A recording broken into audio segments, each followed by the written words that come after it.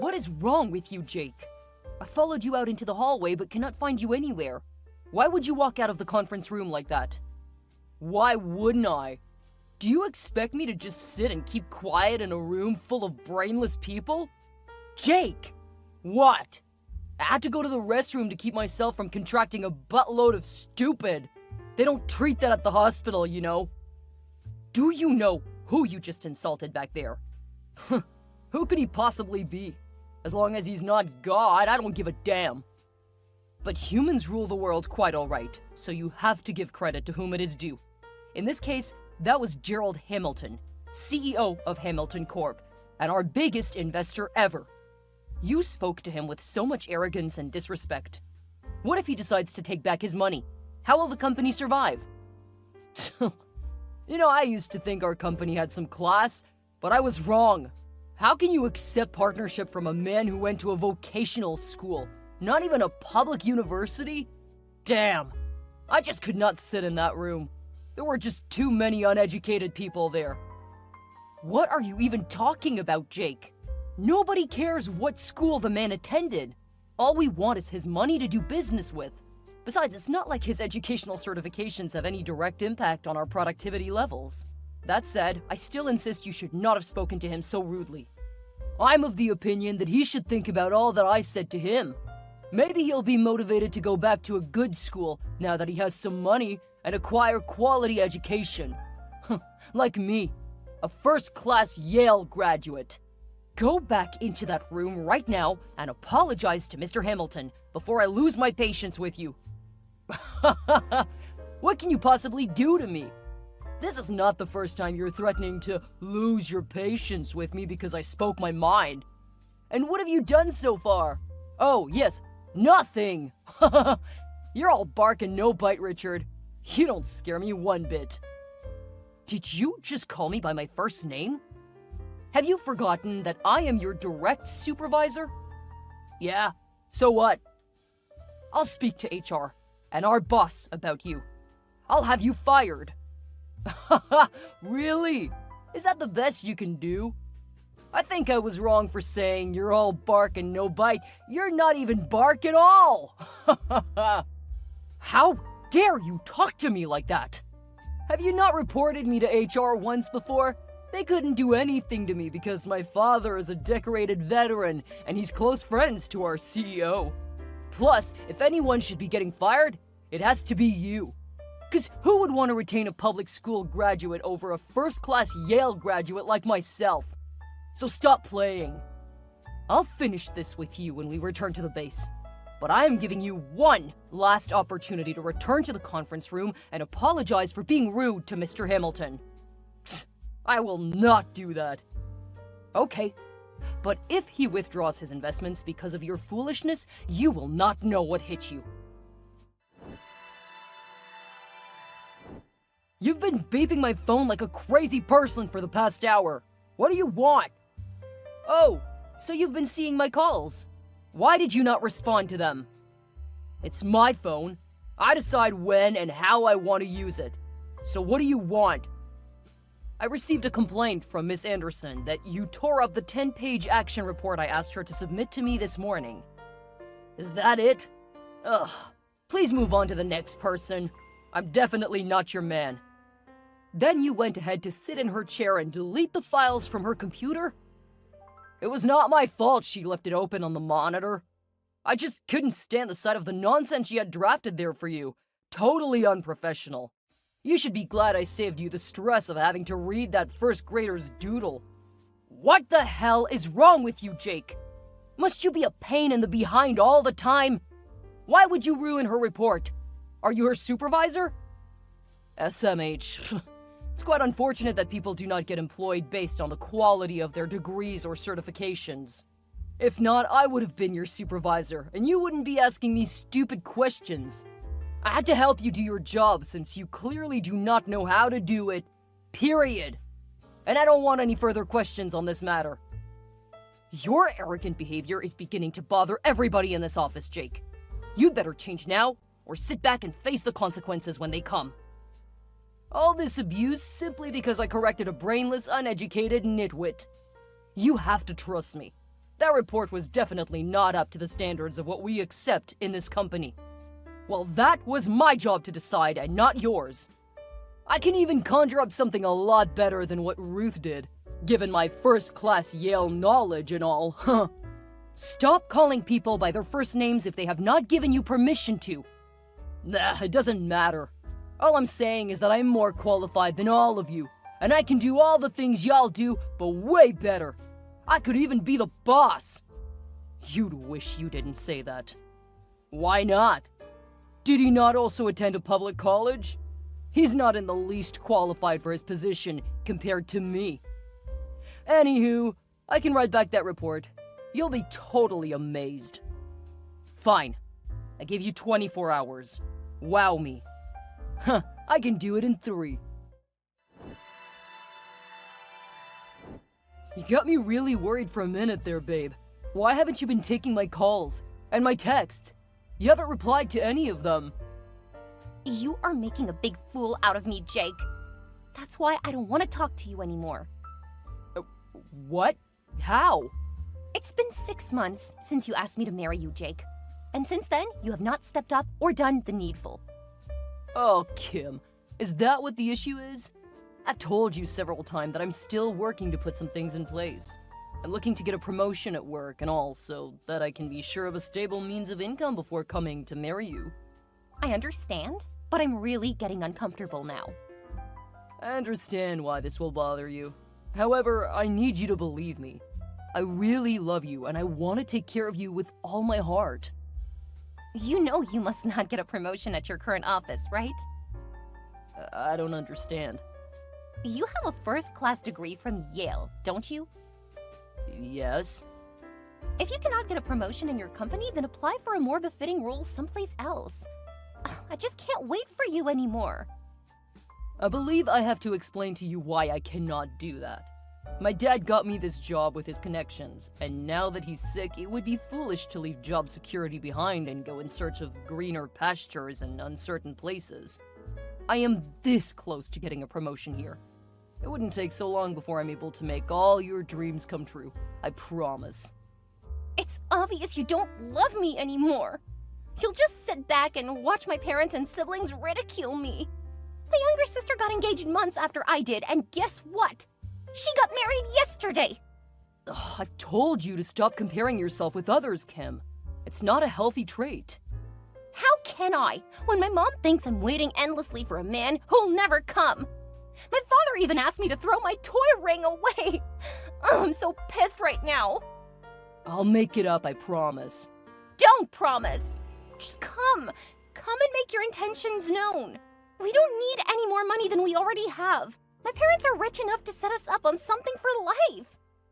So, money's not the problem? Money has never been the problem, Jake. That's great. So how does next weekend sound? Perfect. Hello, Richard. I've sent the report to your email as I said I would. You know that was wrong, right? You shouldn't have sent the report to my personal email. We have my official email for a reason. And I don't need a soft copy, I wanted a hard copy. Way ahead of you. I gave that to your secretary. Oh, I've seen it. This is some clean job for a first-class Yale graduate. I don't know if that was meant to be a compliment or an insult, but you can say it again. I'm the best at what I do. Huh. I clearly overrated you, Jake. I used to think your arrogance and pride were based off of true accomplishments, but I was wrong. You're even more useless than I could imagine. Huh? Let me try to put this plainly for you then. You did such a great job on this report that you forgot to delete the Chat ABC watermark on the work you copied. Huh? I did not copy that work. It was an original. My brainchild. It's here. You can go through a copy if you have one. Pages 2, 3, 4, 6, 8, and 11. You practically copied the entire report. There's Chat ABC written all over it. This is illegal in this company.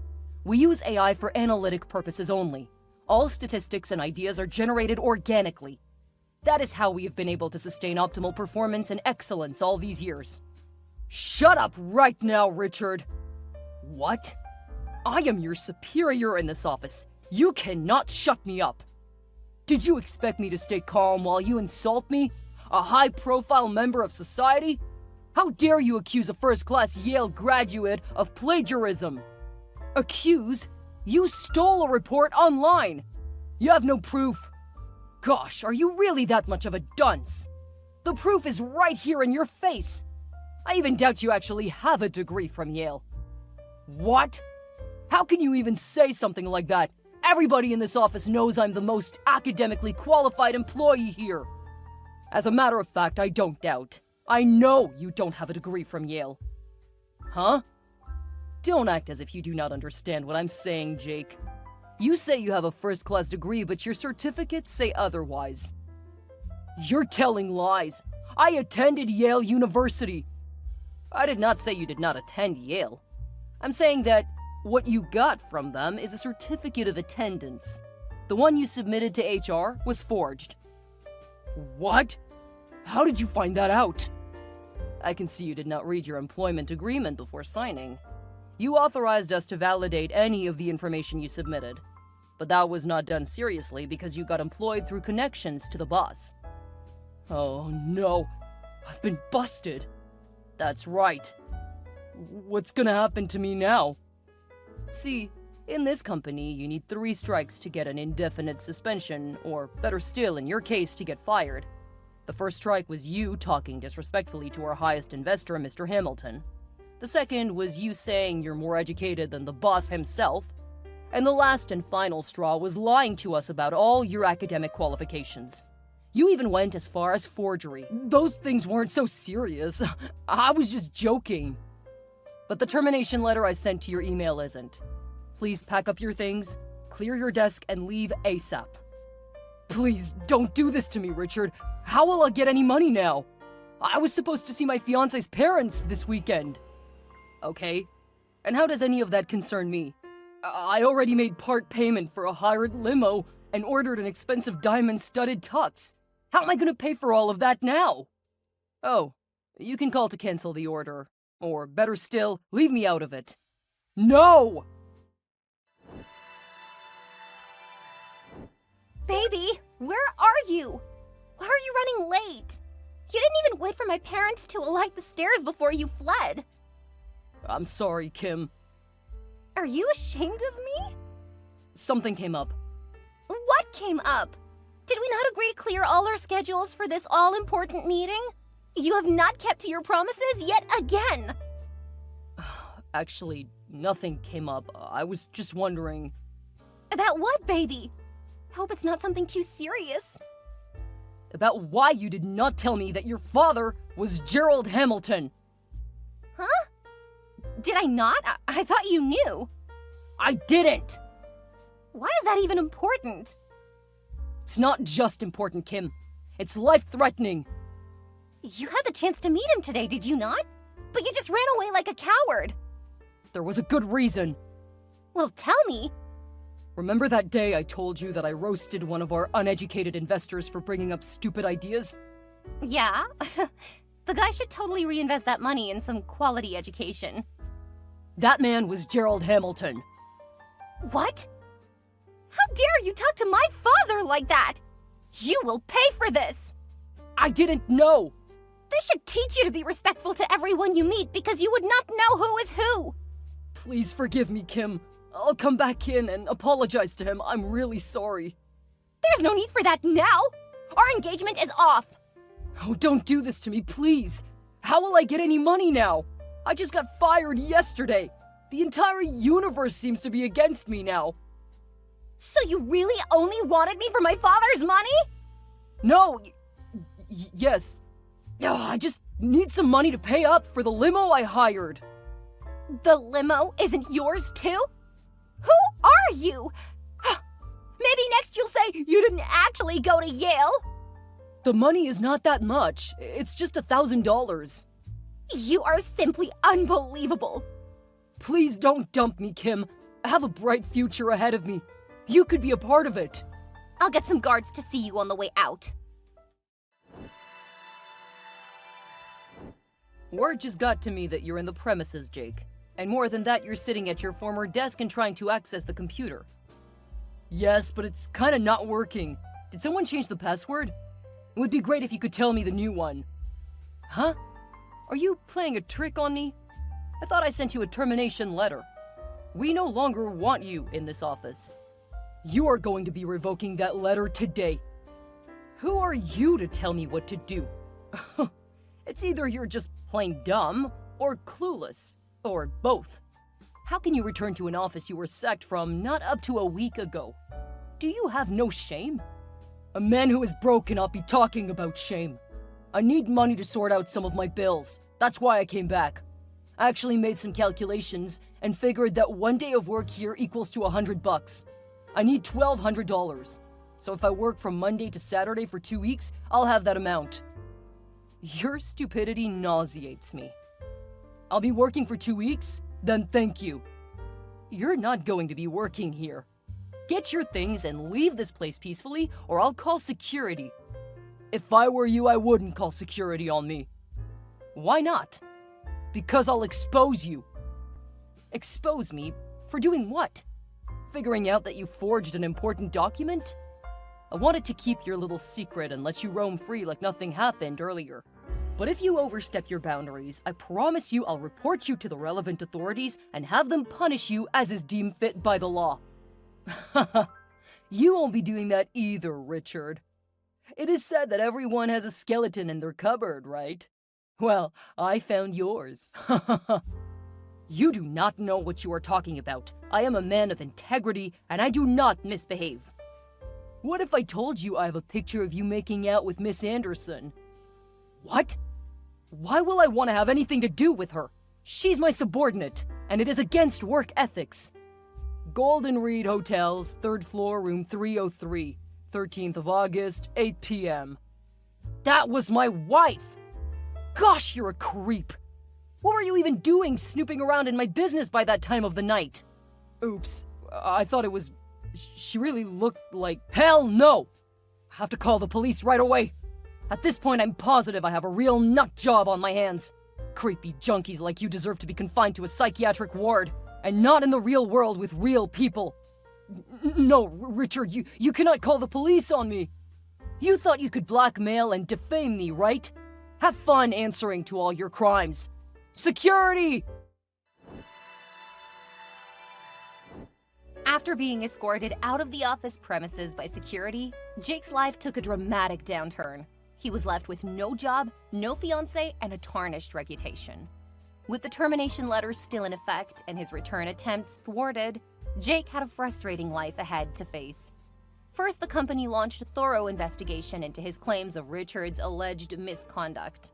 However, with no concrete evidence to support his accusations and his own dubious background, Jake's claims quickly crumbled. In the following weeks, Jake's fraudulent degree from Yale University came back to haunt him. Yale University confirmed that Jake was never a graduate of their institution, and this revelation led to serious legal troubles for him. The company filed a lawsuit against Jake, citing forgery, false claims, and attempting to defame Richard as their grounds. The court proceedings were long and arduous. Jake hired a lawyer in an attempt to defend himself, but the overwhelming evidence against him left little room for maneuver.